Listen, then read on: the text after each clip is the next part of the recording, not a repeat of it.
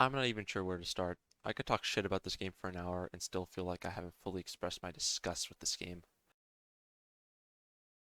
Bendy and the Dark Revival is the sequel to Bendy and the Ink Machine. Now, personally, I think the first game was actually pretty good. However, around Chapter 5 the game started to jump the shark and really fell apart. I mean, the ending was so confusing that pretty much any theory made about the game would be just as likely to be true. Bendy and the Dark Revival, on the other hand, is complete dog shit. The more you play it, the more you realize how fucking lazy this game is. I mean, half the characters from the first game only show up for a minute and then are never seen again until the end, but I'll get to that in a moment. The combat in this game is somehow worse than in the first game. Here, you only get one weapon, and that weapon is about as useful as a feather.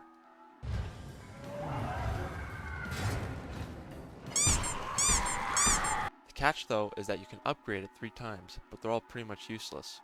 One is for opening doors, which is literally mandatory to complete the game.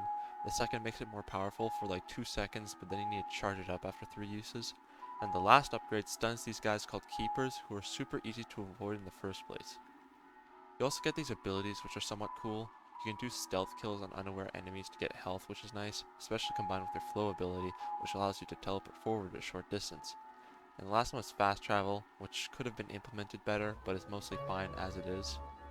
Now going back to what I said about characters, the Ink Demon, who is literally the biggest threat in both games, has been turned into a quick time event, and that's it.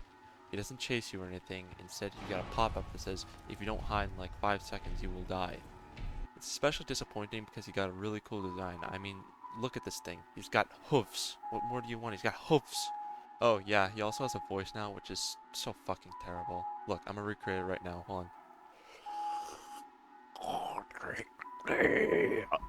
I'm gonna wreck your asshole. Other than the Ink Demon, everyone else only shows up for a minute. Even new characters like Porter only show up once and then are never seen again until the ending. Which is actually the last thing I want to talk about. You know how Bendy and the Ink Machine's ending made zero fucking sense unless you look into the lore and finger your rectum? Well, in this game, you gotta fist yourself to understand what's happening. I mean, I gave up trying to understand because I just want the game to be over with. Besides that, there's also other minor complaints I have, like the game crashing my entire fucking computer. But honestly, everybody lost interest in this franchise when the devs stopped giving us any teasers like 3 years ago. Anyways, don't play this game. If you're really interested, just watch a playthrough of it. It's much more entertaining than playing it yourself. Once again, let me know what you think in the comments and tell me if you want to see a follow-up.